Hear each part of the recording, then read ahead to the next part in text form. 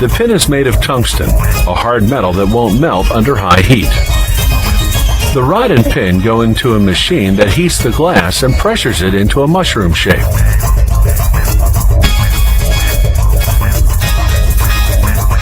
They insert 3 or 6 wires just 0.0005 inches thick, depending on the model of light bulb.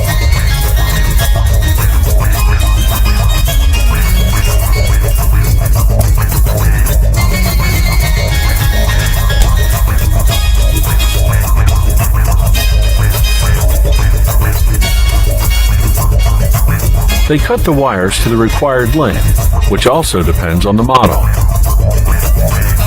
Then they curl the ends into little circles.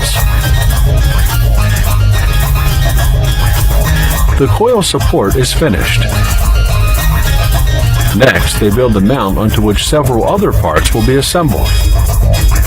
They weld on the arc tube, a quartz tube containing a coil, electrodes, gas, and mercury. Next, they weld on the bimetal switch, which cuts the current to the coil in the arc tube. Then they weld on the coil support they prepared earlier. The mount is now fully assembled.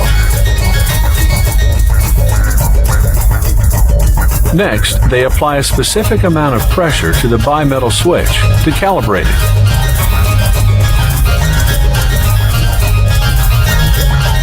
They submerge the finished mount in alcohol through the filament to the coil inside the arc tube.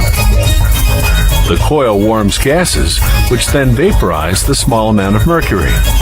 The mercury vapor then conducts the current from one electrode to another, creating light. The bulbs are made into different shapes and sizes.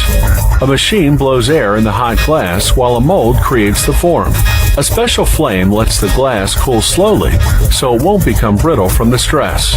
They print the wattage and voltage on the bulbs, then run them through an oven at 932 degrees Fahrenheit to draw out any humidity or impurities that may be caught inside. Then they go through what's called the tipping torch. It seals in nitrogen gas, which prevents the filament from overheating. Now the bulb is ready for its first test. A 10-minute burn to make sure it operates properly and there's no air inside.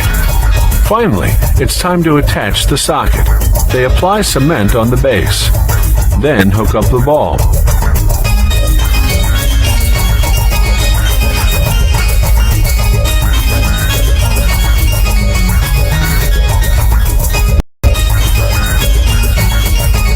The next machine cleans the socket with acid.